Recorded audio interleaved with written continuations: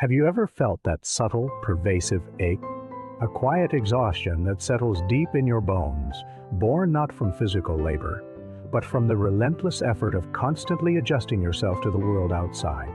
Perhaps you find yourself perpetually scanning the horizon for reassurance, for validation, for a sign from someone else that you are all right, that you are loved, that you are enough. It's a feeling many of us know intimately. This silent burden of living tethered emotionally to the reactions and expectations of others. We walk through life, often unconsciously, with our happiness, our worth, even our very identity, hanging precariously on the threads of external approval.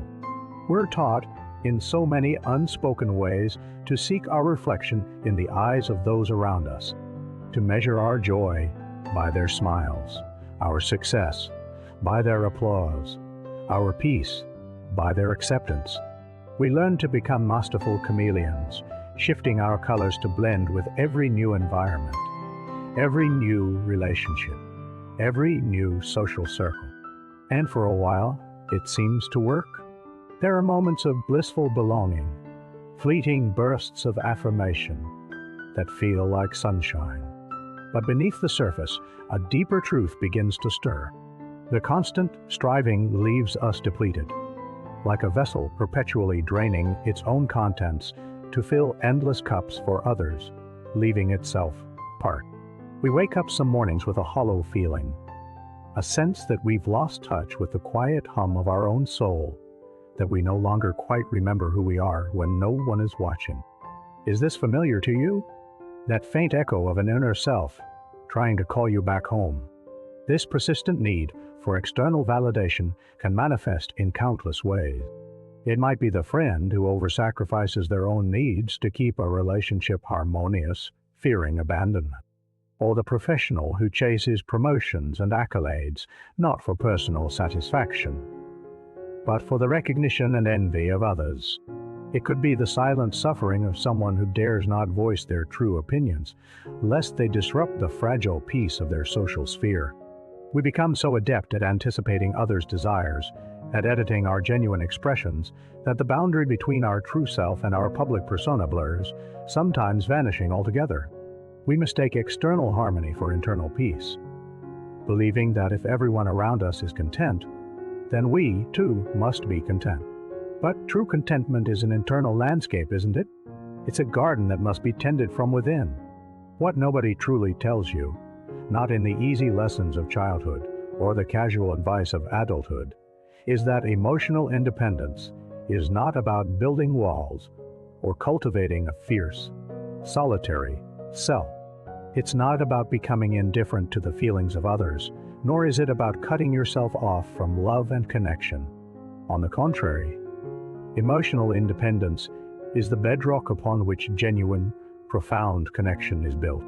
It is the realization that your emotional well-being is primarily your responsibility, a sacred trust you hold for yourself. It's the quiet, revolutionary act of untethering your inner equilibrium from the shifting sands of external circumstance and opinion. It's the profound understanding that you possess an inner anchor, a deep reservoir of calm and self-worth that no external storm can truly capsize. This realization doesn't arrive with a thunderclap, but often with a gentle dawn.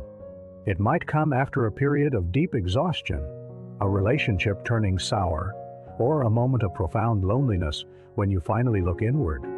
It's the quiet dawning that you have been handing over your emotional remote control to everyone else. And the startling truth is, they never asked for it. They were simply living their own lives, and you, in your desire to be accepted, picked up their expectations and wore them as your own. The first step towards healing, then, is a quiet reclamation. It's a gentle taking back of that remote control, not with anger, but with a deep, compassionate understanding of how you came to give it away. Inner healing begins with the brave act of sitting with your own discomfort. When that familiar urge to seek external reassurance arises, instead of reaching outwards, you learn to gently turn inwards. You ask yourself, what am I truly feeling right now? What is the unmet need beneath this anxiety or this yearning? You'll learn to validate your own emotions, to hold space for your sadness, your anger, your joy, without judgment, without needing someone else to affirm their legitimacy. It's like learning to breathe deeply for the very first time, filling your own lungs with your own air, rather than constantly seeking oxygen from others. This journey involves establishing healthy boundaries, learning to say no without guilt, and making choices that align with your deepest values, even if they momentarily displease someone else. It's a slow, tender process of becoming your own most reliable witness, your own most gentle caretaker.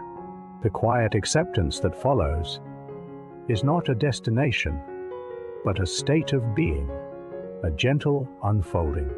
It's the understanding that being emotionally independent doesn't mean you won't feel pain or disappointment, or the occasional sting of not being understood. It simply means that when these storms arrive, your inner core remains steady. You become like a sturdy lighthouse, unwavering in its beam, guiding itself through the fog, rather than a tiny boat tossed about by every wave. You begin to understand that true love, true connection, and genuine belonging blossom most beautifully when two whole, self-possessed individuals meet, rather than two halves desperately seeking completion. You are not an echo. You are the original song, and there is an immense quiet power in that truth. To know yourself, to trust yourself, to be able to gently shepherd your own emotional landscape. This is the profound freedom that nobody explicitly tells you to seek. But it is the most precious gift you can ever give yourself. It is the quiet strength that allows you to truly live, fully and authentically, not for the world, but from the deep, unwavering stillness within you.